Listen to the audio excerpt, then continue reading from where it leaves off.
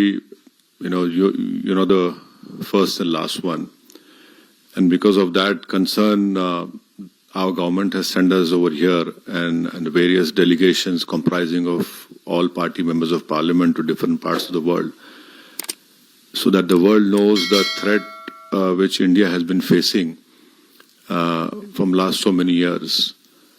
And unfortunately, we have lost huge amount of human lives. Innocent people have been killed. And the fact of the matter is that this problem emanates from Pakistan only. Unless and until Pakistan stops promoting, aiding, sponsoring all these terrorist groups, this issue will not go away. And India has exercised utmost restraint in dealing with this problem. I don't want to reiterate what the head of my delegation, my honorable good friend Jay Panda, has said. But please understand that India has exercised utmost restraint. Even after the Pehlgam attack which took place, in which 26 tourists have lost their lives. And please, understand the enormity of this massacre which took place. A girl which got married 6 days ago, on the 7th day she becomes a widow. A girl which got married 2 months ago, she becomes a widow. India has all the wherewithal, and inshallah we have all the means to ensure the safety of not only the Indians, but anyone who lives in India. Because if you see on the 9th or 10th of May, when Pakistan unleashed whatever it had, no amount of damage happened in the mainland India. Yes, in the Poonch area, we know what has happened. But the air defense system, what has been said by the government in the media is that all our technology, all our warfare was able to stop whatever was thrown from a failed state like Pakistan. You're absolutely right, a bomb blast took place in Rameshwaram. Those culprits have been caught.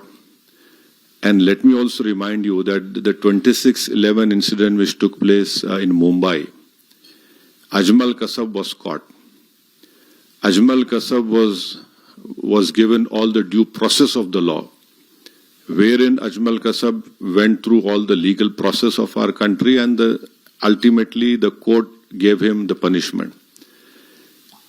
Even after that, the Indian investigators gave all the evidences which was required to the Pakistani government. They had given proofs, audio recordings. And can you believe at that time when this 26/11 incident took place, the Pakistan foreign minister was in India.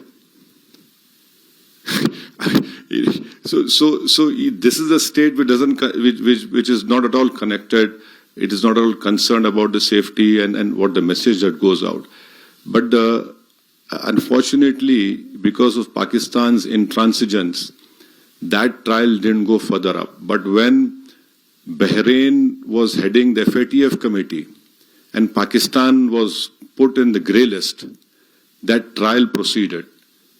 And after that, Pakistan came out of grey list, and unfortunately those people were convicted only in money laundering, not in terrorist charges. And there was a UN designated terrorist called Zakiur Rahman Lakhvi.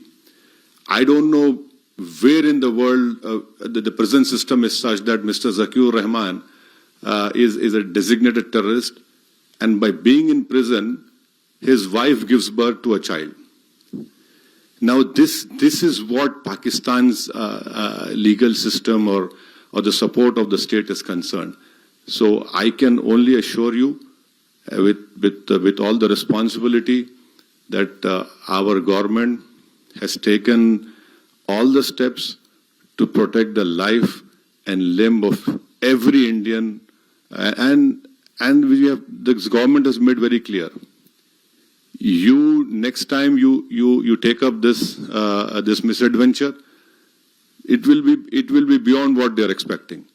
See, we don't want to reply in that way, but there is a limit to the patience of the Indians. You cannot go on and come into India and kill people. You cannot place bombs. The first terrorist suicide bomb took place in front of Jammu Kashmir Assembly. You had Uri, Pulwama, and last year in July, terrorists had went and shot these Hindu pilgrims who were going in that particular bus. 7 people were killed. So now I think there is unanimity in our country, irrespective of whatever political affiliations we belong to. Yes, we have our political differences, but when it comes to the integrity of our country, it is high time that the neighboring country understands. And I would hope and request that the Bahraini government would help us in bringing back Pakistan grey list of FATF.